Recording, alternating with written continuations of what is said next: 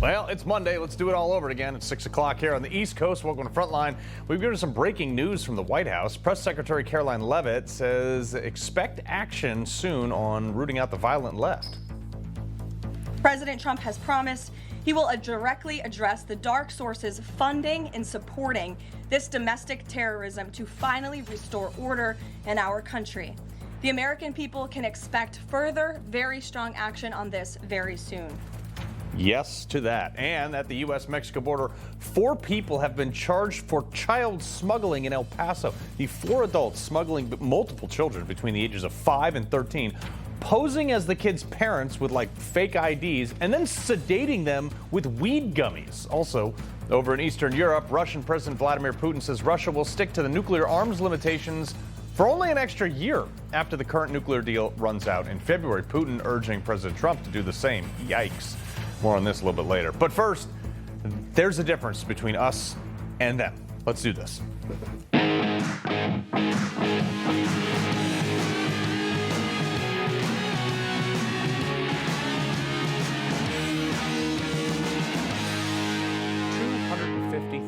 People estimated to have attended Charlie Kirk's funeral. Think about that. People flew in from like all over the country, including the President of the United States, to honor Kirk's life and legacy. Praise you again.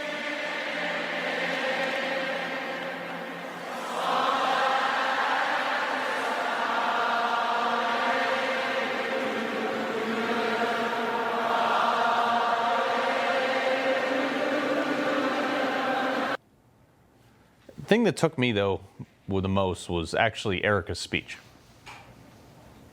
On the cross, our Savior said,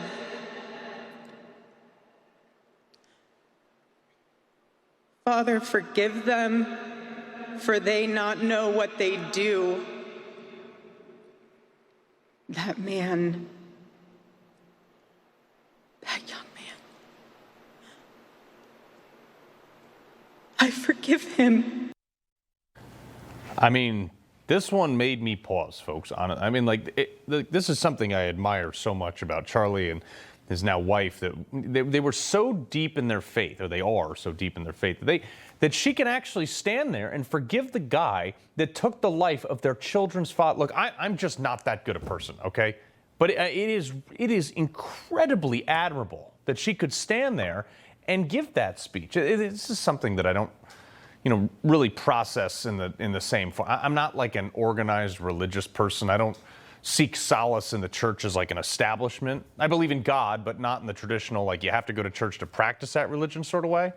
I don't actually think I've ever shared this before, but I don't really like talking about my faith. But this weekend really took me back. It made me really think about it. And over 20 years ago, I used to be a pretty ardent churchgoer. I used to go all the time to Stanwich Church, and which I used to be super involved. I even helped stand up the youth program as early as when I was in high school. They had this youth pastor. I don't even really know why I'm telling you this, but it just like kind of made me reflect on it. And it's been bothering me for 20-something years. They had this youth pastor that pushed me out of the church after I joined the military, and it was something that really turned my faith in organized religion upside down. It was really hard for me at the time. I was pretty committed to the church. Like my mom even volunteered to manage the project to build a new church, volunteered. So it turned me off to this whole organized religion. But I kept my individual faith, and I had really felt let down by like the church as a concept. But this weekend kind of made me think. I really admire people who have this ability to see the good in like all the worst things possible. My father is deep in his faith. He's one of those people. I mean, maybe I'm, calloused from my life experiences, war, or like the amount of hate I get like literally every day sitting in this chair. I just don't have the same capacity for forgiveness like that. But it was like beautiful to see someone with that pure of a heart just forgive the guy. Look, I don't care if you're religious or not. There are aspects of faith that not only bring on self-strength, but I mean, like you lose your husband, you have to lean on something. It made me kind of think back to like it was the founding of this country. All but one of the signers were, of the Declaration of Independence were devout church-going members, and it gave us like the most morally founded, most accountable, limited government country in the history of basically ever. They enshrined these rights that they believed they came from a creator, and they were superior to any government, making sure that the government could never restrict any religion. And when they wrote it, they focused on the same moral teachings of Christianity and the Bible rather than the religion itself. It was refreshing to see that reflected in this memorial. Like, almost like a new faith in humanity. Like, I'm envious of that. I just personally don't have, again, that same ability to forgive and see the good in people who do bad things. I just don't. And Trump kind of echoed my sentiment on this. He did not hate his opponents. He wanted the best for them. That's where I disagreed with Charlie. I hate my opponent, and I don't want the best for them. I'm sorry. I am sorry, Erica. But now Erica can talk to me and the whole group, and maybe they can convince me that that's not right, but I can't stand my opponent. Yeah, I mean, that's kind of my speed. Look, I told you I've been through this whole, like, cancellation gambit where they attack, like, nobody shot at me in this country, but, like, these people just attack you relentlessly, regardless of what you say. Like, how could someone like Trump not hate their enemy? They tried to lock him up, destroy his business. They shot him in the ear. He almost met the same fate as Trump. Could you imagine where we'd be as a country if they'd actually succeeded in his assassination? You know, and while Trump is he's been pretty faithful to the faith groups and religious groups and things like that. He's probably a lot like me in the sense that he's been humanized by some pretty terrible things. And we're not just interested in letting things go because it never stops. You know, if you just let them have it and you forgive them all the time, I believe that they'll never stop and they'll just keep going until they win. And I think it's okay to hate these people. And Caroline Leavitt was asked about this today. The president has every right to express how he feels about these people who literally campaigned on trying to put him in jail, who literally tried to ruin his life and ruin his businesses, and he wants to see accountability for those who abuse their office and abuse their power. And Letitia James absolutely did that, whether you want to admit it or not. Yeah. I mean, I think that's as human as it gets. I mean, that's why I love Trump. At least he's honest about it. Anyone who thinks he's not capable of forgiveness, though, I'd refer you to this. I mean, the two of them, Elon and Trump, seeming to bury the hatchet, shaking hands, laughing, having a good time. I was like, yes, we are so back. I mean, that's forgiveness. But I mean, seriously, though, how many politicians have you seen, especially ones that have probably never seen the inside of a church except for like a campaign photo op? How many have you seen would stand up there and give the PR speech about forgiveness and we got to be good and stuff? Honestly, like, it's a real virtue of Trump to just be brutally honest sometimes. Look, I like him. I'm not burdened by hating somebody like he is. It doesn't bother me. You know, someone who cheers for my assassinations or my friend's assassination, they want to crush my life, take my income. I'm actually totally fine with hating them. And I think that's okay. It's not because I didn't try. After they went after me, I tried to hear them out. I tried to engage in dialogue. They wanted no part in it. Actually, understanding them, honestly, made me hate them even more. But anybody who knows me, I have this like really small circle of friends, and if you betray my trust, like, you are out forever, like stone cold cutoff. You're not coming back into my circle. But the other factor, and I think this was probably the most important contrast to this weekend, the obvious differences between how both political sides honor someone. Here's CNN giving the "yeah, but" speech. But once again, you hear the president of the United States, he said, you know, the violence is mostly from the left. That is not supported by the data, we should note. And sadly, we see political violence across the spectrum. No. And if you want to run with that talking point, let's just go by the here and now, okay? How did the left respond when their hero, George Floyd, died of a drug overdose while under the knee of a police officer because he was resisting arrest? Or when Michael Brown was shot while trying to steal the officer's gun?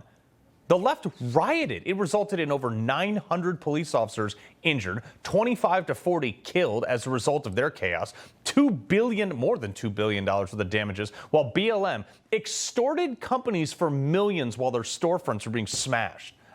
I love when they complain about officers being injured on January 6th because it was rare. I mean, really rare, but they don't say a word about BLM. But when Kirk was assassinated at a political speech, this is how we responded. 100 million people, it's being reported, at some point viewed this service. That is a third of the country in prayer, consoling each other. The cops were basically just watching the ceremony because there was no threat. There was nothing for them to do in the facility. We'll get to the threat in a little while. So no, CNN, I reject your narrative that the violence is across the spectrum, especially about that. And especially the next time you go into a voting booth, folks. Which side do you want your kids to grow up in? Do you want the left's constant anger, chaos, perpetual resistance over law and order, and some unbathed hippies paid to protest government control over everything as, long as they're not in control? Or do you want my side? 250,000 people who had their friend, their icon, their role model killed, and they were singing about unity and about forgiveness. I know where I want my kids growing up. Jack Posobiec is a contributor with Turning Point, friend of Charlie Kirk, and was obviously there. Jack, again, sorry for your loss on this, but it was a remarkable juxtaposition between the two sides and how we grieve.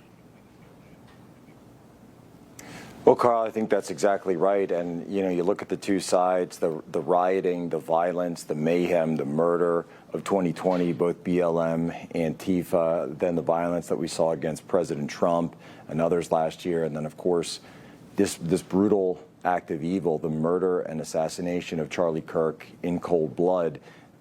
Contrast that with yesterday, which was praise, was worship, was the gospel. And even being there on stage, I can tell you that, the political, rhetoric was not what was resonating with the crowd. The crowd was cheering and applauding Scripture, the gospel. I told the story of how Moses, didn't enter into the promised land himself. He climbed the mountain, he looked across the River Jordan, and then the people were able to go in, but not himself. And it kind of reminded me of Charlie in a way. That's what the people were there for. That's what they were resonating with. And, Carl, I'm right there with you on a lot of this, though. I was listening to your opening segment, and, this, as amazing as this is, it doesn't make it right. It doesn't make it right what happened, and the people who did this to Charlie have to answer for that. Yeah. Well, it's crazy is while we're being told by the left, hey, take down the rhetoric, we got to bring everything down, blah, blah, blah, blah, blah, this is Trump's rhetoric. In Chicago, literally this weekend, there's some metal band, G-War. They are showing the disembowelment of Trump on stage, and there's like spraying fake blood all over. And I'm looking at this, I'm like, what do you think, what do you think a crazy person is going to think there? It's sad. You take an act like Guar, and I know Guar, and that's kind of they've been doing that for a long time, and I get that. But unfortunately, with the way the left is right now, you could take someone who is a leftist and then says, you know what? If they can do it to Charlie Kirk, well, then maybe I can do it to somebody else. It's going to be my turn. Right. When can I get a chance to go out there and be the next one to be a hero to take down this violence? Because, again, remember, in their mind, what they're doing is not violence, it's justice. And when we speak and we use our words as a conservative, those words are violence because they've completely inverted all of reality. Right. Yeah, and this is the problem with them. And the Ilhan Omar, too, she's like another one of these wackadoos that is just morally offensive to me. She went on and just was basically saying, like, let's forget about Charlie Kirk. Roll this. I am not going to sit here and be judged for not wanting to honor any legacy this man has left behind. That should be in the dustbin of history, and we should hopefully move on and forget the hate that he spewed every single day. I'm sorry, somebody who came here out of our good graces because her father was in a military that of one of the things they did was commit genocide. They had to flee, and we took her in, and now she's a sitting U.S. Congresswoman. Lady, get your head on right. Yeah, I'd love to ask Ilhan Omar. Let's go over to Somalia and let's check their record on race relations. Let's check Somalia's record on human rights. Let's check Somalia's record when it comes to minorities. If she really is so worried about hate, let's go and double check.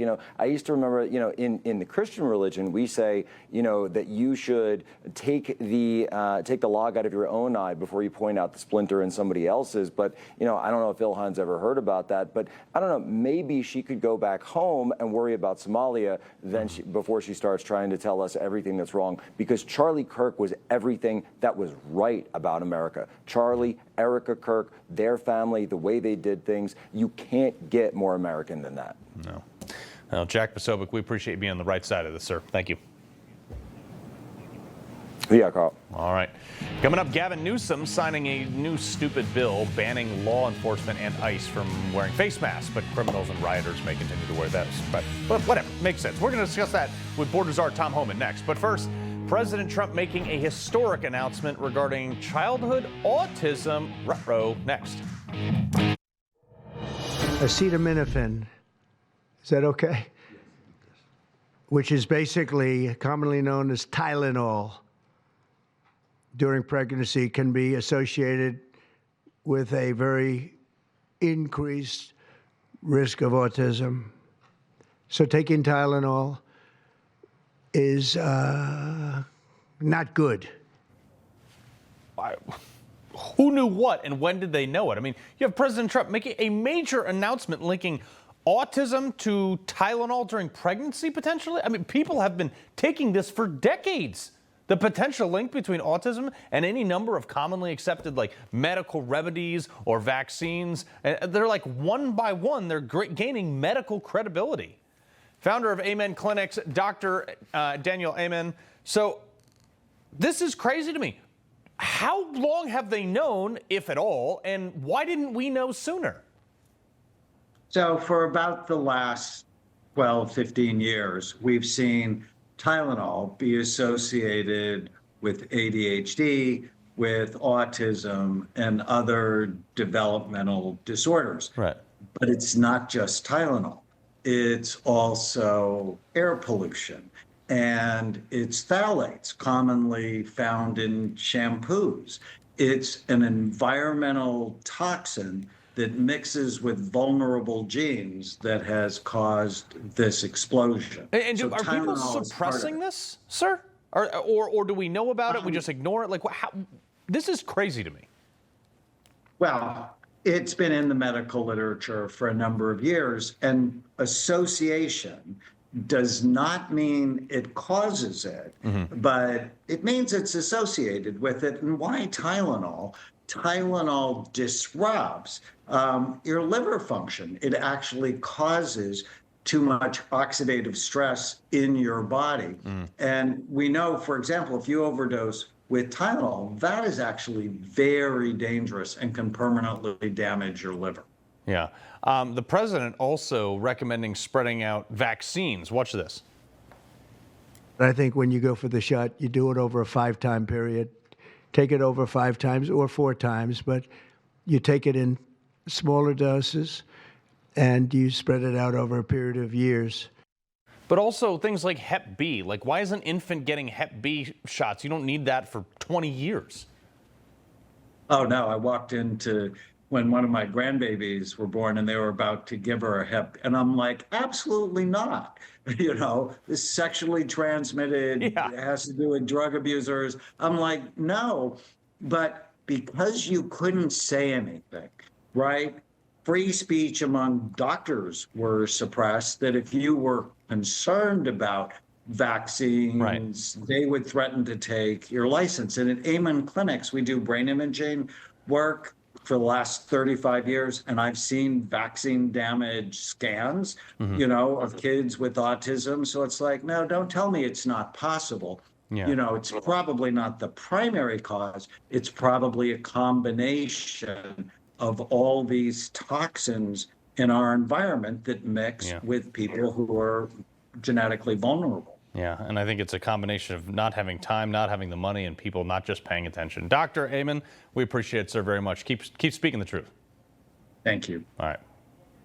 Now, California Governor Gavin Newsom going above and beyond to potentially allow people to dox federal ICE agents, protecting our nation, by the way, signing a legislation over the weekend that would prevent federal immigration agents from wearing masks in his state while on duty, a direct retaliation to Trump's deportation crackdown in a sanctuary city, Los Angeles.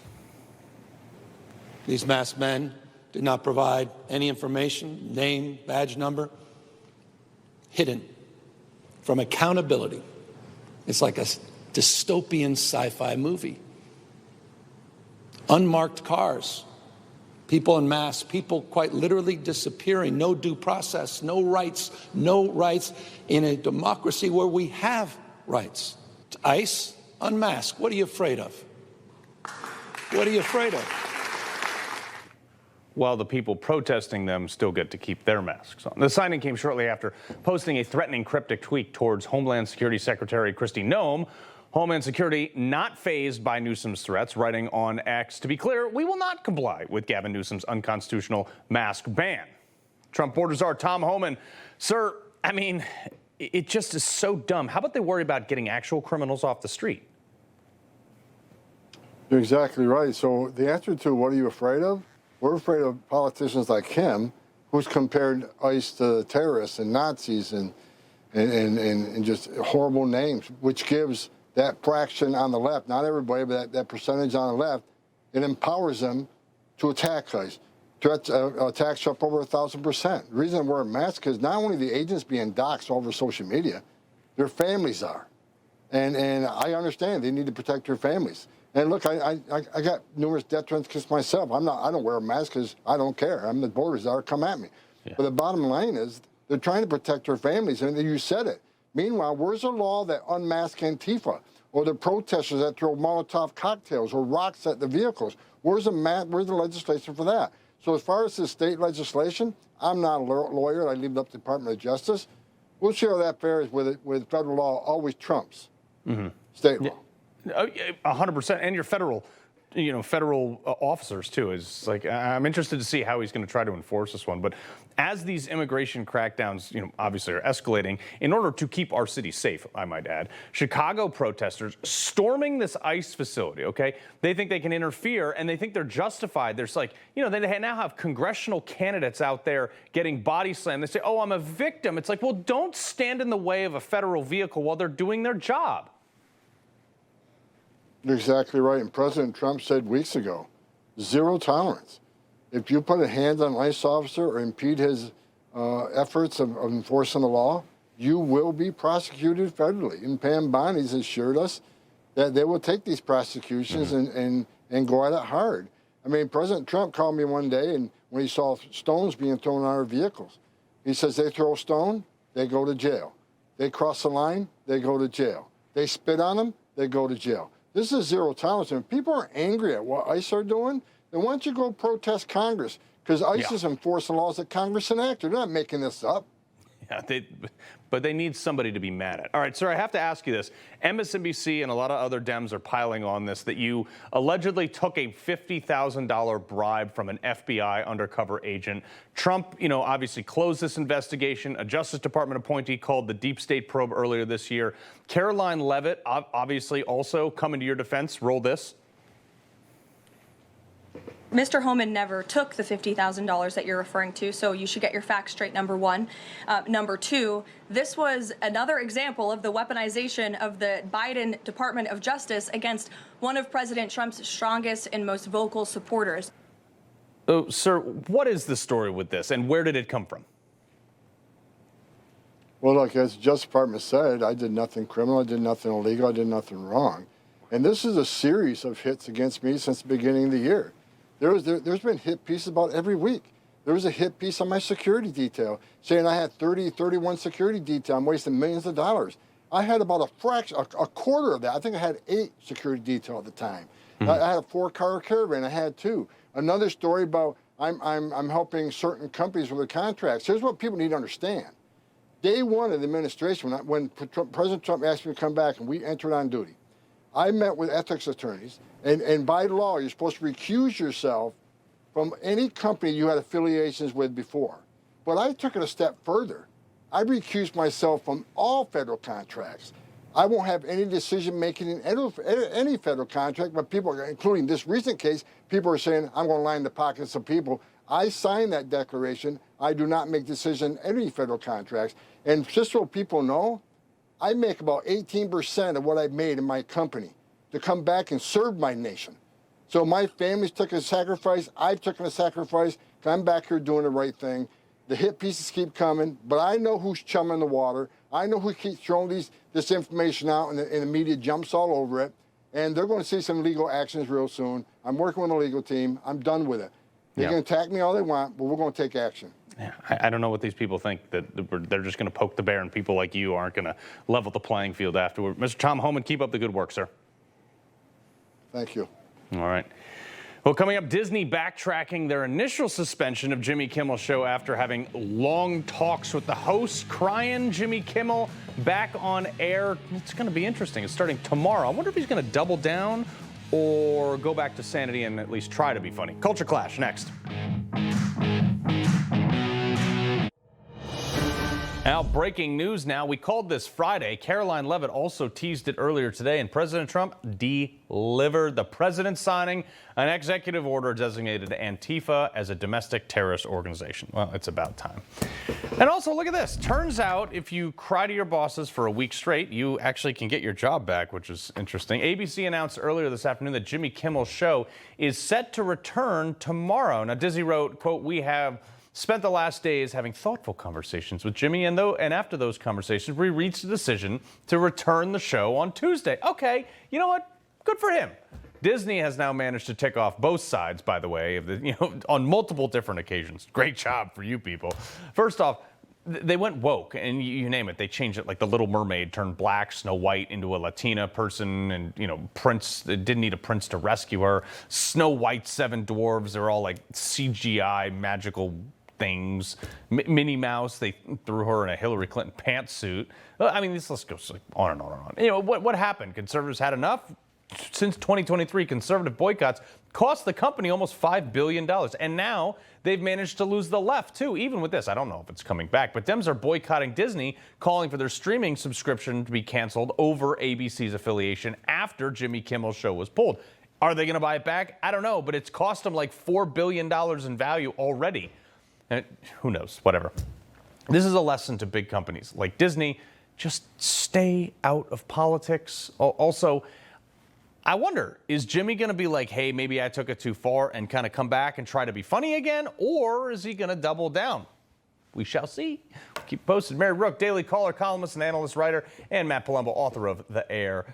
Mary, you think he's going to go which way? I think that his first joke is going to say something along the lines of, MAGA tried to get me canceled and they failed. But I think that if he was being honest with himself, it's the fact that there were countless violent threats against ABC affiliates all throughout the country. I mean, they shot up one news station. Sinclair refused to air a Charlie Kirk tribute over the weekend that was supposed to air on Friday night during Jimmy Kimmel's spot because of all of these violent threats. I think the reality is that left-wing violence has only gotten worse since Charlie Kirk's assassination. They know that, and they're scared of their own base. Yeah. I mean, look, I kind of hope he doubles down because it gave us great material, but, whatever. I mean, good for him. I also have the freedom to not watch it, so that's great. All right. Zorhan Kwame Mamdani needed to insert himself into this, Matt. He had pulled his interview with WABC. I'm sure they were totally heartbroken over, but saying we cannot simply accept that any capitulation to Donald Trump's attacks on our fundamental freedoms. But the fact that he's gotten his show back, it shows that Donald Trump wasn't involved, Matt. Yeah, I mean, I was hoping that Kimmel would stay off the air because then liberals could continue boycotting them and the whole house of cards would continue. And unfortunately, that's not going to happen.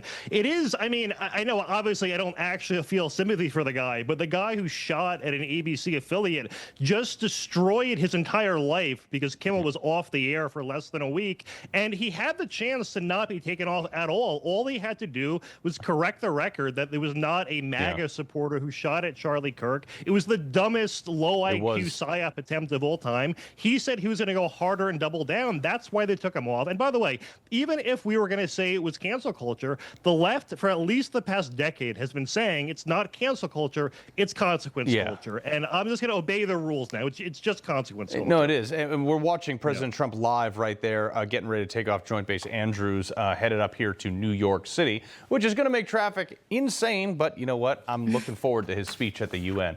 But shortly after, this is something that's crazy to me. There is a guy who's running for Minneapolis mayor, and he did an ad in Somalian. Roll this. Egawa Jacob Fry, Doke Magalada, Minneapolis.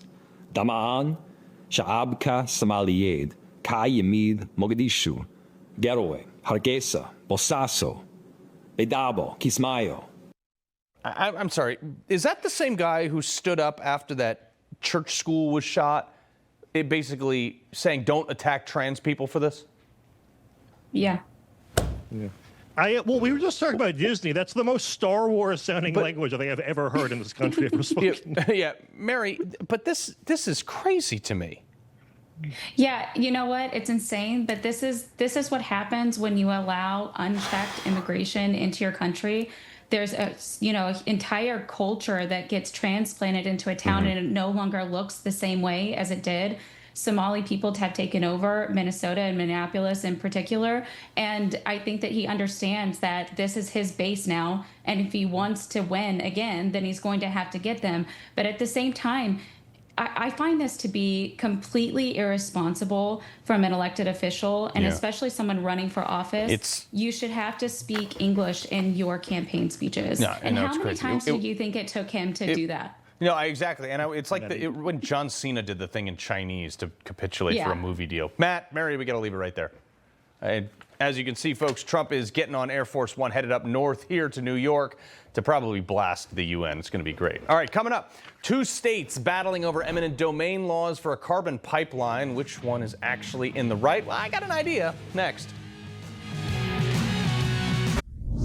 You know I love fighting for the little guy here. The eminent domain thing, it's a slippery slope, and I hate it. One case dividing actually the Dakotas as we speak. So earlier this year, South Dakota governor signed House Bill 1052, a bill prohibiting eminent domain to use on a CO2 pipeline. The new law is now preventing an Iowa-based company called Summit Carbon Solutions from constructing a pipeline through the state to reach North Dakota, looking to transport CO2 from ethanol plants in 5 states to underground storage sites in western North Dakota. I'd just like to point out that CO2 is in fact plant food. Well, now they're going to send it via pipeline up to North Dakota. And the Attorney General is, quote, examining all possibilities concerning legal action against their southern neighbor, South Dakota, to build a pipeline transporting something that another state will just end up pumping into the ground that'll just go back up into the air.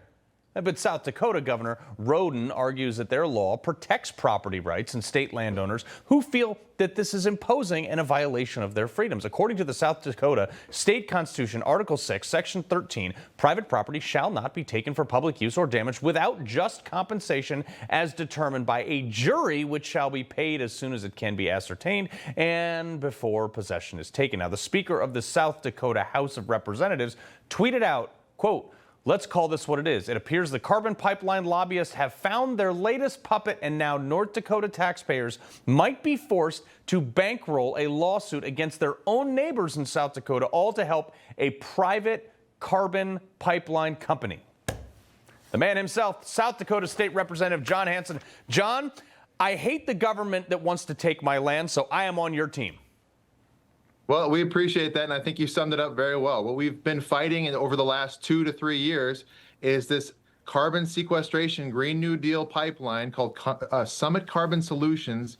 They've come in and they've tried to take people's land to use it without their consent to put this Green New Deal pipeline across their ground. And if it explodes, by the way, it creates such a plume of carbon that it can kill you and your family. So we fought really hard for South Dakota landowners against Summit Carbon Solutions. And every time they've come in, we've beat them. And we beat them in legislation. We beat them when they sued landowners. We beat them when they sued county commissions. We beat them when they sued our PUC commission. Now they found Drew Wrigley, our neighbor to the north, the Attorney General, as their latest puppet. Right, exactly right. Well, he should know better. He's trying to come in and sue our state to overturn that House Bill 1052 that we passed that ban eminent domain. John, sorry to interrupt you, but I want to get to this because Summit Carbon Solutions, the founder, Bruce Rastester, or whatever his name is, he has actually, in fact, donated to nearly every top Republican in Iowa, the state where his company is located. Now, the suspicion has been going on since 2022 when this article was released, and the outrageous conflicts of interest here. But I'm like, if you have that level of, it's not like 1 or 2, it's all of them almost, all of them. And it's like, guys, isn't this just a plant food and wouldn't be better distributed if they just did it in a controlled fashion from the plants they're collecting it from? Well, 100%. That's exactly right. The whole project is a scam because what they're trying to do is take plant food and sequester it underground. And so as they've come in and tried to buy off politicians and send in big lobbyists, in South Dakota, they've all learned the hard way and lost. And that's exactly what's going to happen to Drew Wrigley if he tries to come in and sue South Dakota. Yeah. Real quick, I got 30 seconds on this. You also uncovered some breaking news today that the South Dakota Department of Corrections are actually funding like weird trans surgeries. Yeah, well, what we found out is the Department of Corrections has been funding cross-sex hormone procedures for prisoners on taxpayer dime. And not only that, but we're funding up an out-of-state professor and consultant to the tune of over $100,000 to tell the DOC what we should be doing with transgender procedures. I don't think one dime of taxpayer money should be going to pay for cross-sex hormones or anything else for trans prisoners. And we're going to fight to make it that way here in South Dakota. I tell you what, John, on both of these, keep us posted. Anything I can do to stop the government from taking 1 square millimeter of land. Yes, I use the metric system there, but nothing, zero. I'm in to fight that. Thanks, Carl. Appreciate it very much. All right.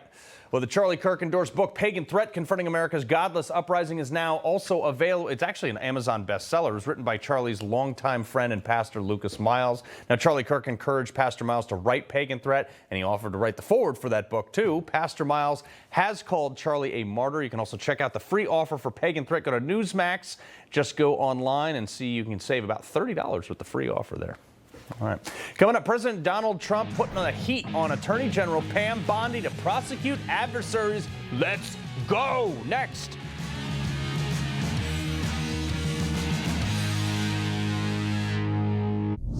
This is the tweet I've been waiting for. Trump publicly calling on Attorney General Pam Bondi to use the power of the Justice Department a little bit more aggressively. He posted on Truth in Part, Pam, I have reviewed over 30 statements and posts saying that essentially the same old story as last time, all talk, no action, nothing being done. What about Comey, Adam Shifty Schiff, Letitia? They're all guilty as hell, but nothing is going to be done. Get her done, Pam. Political strategist Katie Zachariah and CEO of Compass Strategies, Luke Ball. Okay, Luke, I mean, I've been waiting for this for a while. Yes, start your engines, I think is what the president's saying. Remember what they did to us over the last 4 years. Raiding Mar-a-Lago, subpoenaing everybody, throwing folks in jail, getting mugshots of the president. It is time for this Justice Department to get serious about going after people who have gotten away with crimes for years. Yeah, no, it is. Katie, in the same lane, I mean, we have now he's nominated his former lawyer, Lindsay Halligan, to a top prosecutor in Virginia, wants to go after some people. I'm so excited about this. Lindsay Halligan is going to do exactly what he wants. And all the naysayers that are saying he's outside of the bounds, this isn't traditional, he has complete authority to create a position for Lindsay Halligan as the U.S. attorney. And we're going to start seeing bang, bang, bang. All these people are going to be prosecuted, indictments. Hey, I don't ever want to hear a leftist say, well, this is outside the bounds. After what they did to him for the last, 10 years. I don't know. Luke, yesterday, 42-year-old Joshua Runkles was arrested at Charlie Kirk's memorial after he allegedly, at this point, impersonated a law enforcement officer, was trying to bring a weapon in. Yeah, look at that stand-up character. But don't worry, he was released on bond immediately afterwards, Luke. Highly concerning the amount of attention that these rallies have drawn from people who were carrying firearms. And I saw some reports saying he was private security for somebody. If he was private security and was showing up to an event like this with a firearm, I wouldn't hire him to work on my car, much less be my security. So I hope they prosecute him to the fullest extent of the law. Doesn't seem like they're heading in the right direction, though, if they're turning him loose. Oh, yeah. Well, Katie, this an ex-California teacher union legislative director, I don't even know what that is, was arrested for firing 3 shots into an ABC affiliate after this Kimmel decision. And, our last guest said that this might be why they're putting him back on. They're worried about getting shot. Well, first of all, what is the leftist doing with a gun? And also in Los Angeles, I thought our whole entire county banned guns. So how did they get this gun? Did they apply for a permit? And second of all, this is more of the deranged left, the TDS, just going wild and doing exactly what they've been doing. They're the party of violence, the party of murder. I mean, we've seen this time and time again. They're completely out of their minds. Yeah, no, it's crazy. Kamala Harris also, Luke, being critical of Joe Biden in her book, 107 days, because that's all it lasted. But she's mad at everybody, throwing everybody under the bus. It's so stupid. What stage of grief is writing a book about your campaign loss? Is that the third, the fourth, the fifth? It might take a little while to get through all of them. No daylight, kid, is what Joe Biden told Kamala Harris, and I would submit that that is precisely why she lost. Katie, but this is the thing. Hillary Clinton was like, oh, it's racist and sexism and bigotry and all these things are the reason I lost. No, you left a bunch of people to die in Benghazi. That's why you lost. This woman is the same thing. Like, no skills whatsoever, no actual resume to be president of the United States. Well, it's high time that she's actually criticizing Joe Biden, and she actually had the opportunity as vice president to, do the 25th Amendment, which we would have all been grateful for, but she never did. And why didn't she do that? Because she was following the rules, and now she's whining about how Joe Biden didn't support her before her first debate. I'm sorry, what we had to suffer from for 4 years under Joe Biden was plenty. And so this sob story about, oh, he made me sad before my debate. I don't care. Nobody should care about this. If you can't handle that, you shouldn't be president of the United States. Gave me the sads. It's like yeah, exactly. Like you're about to go deal with dictators in foreign, whatever. Anyway, Katie, Luke, pleasure as always. Thank you. All right, before we go, the truth is out there, and we may find out what it is next. Get your Hawaiian shirts ready. If this is an alien spaceship headed our way, we might be witnessing the beginning of the intergalactic boogaloo. Look, we told you about 3I Atlas, which is what they call weird space stuff. This is an interstellar object making its way through our solar system, apparently. We even had the Harvard professor on it to discuss like a month ago.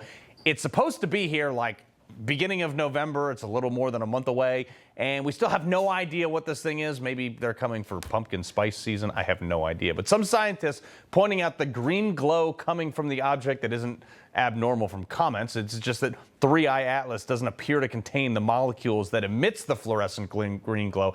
I have no idea. Look, I don't know what this is. I do know that 20 scientists think that it's like some sort of camouflage spaceship. If it is, hey, I got my Hawaiian shirt. Rob, you got yours? I love this stuff. I talk about this stuff all the time, and I think the universe is so big that there's no way to know what's out there. I'm just endlessly fascinated by anything that has to do with aliens. I just got to talk about an intergalactic boogaloo, so I'm happy. Take it away, Rob.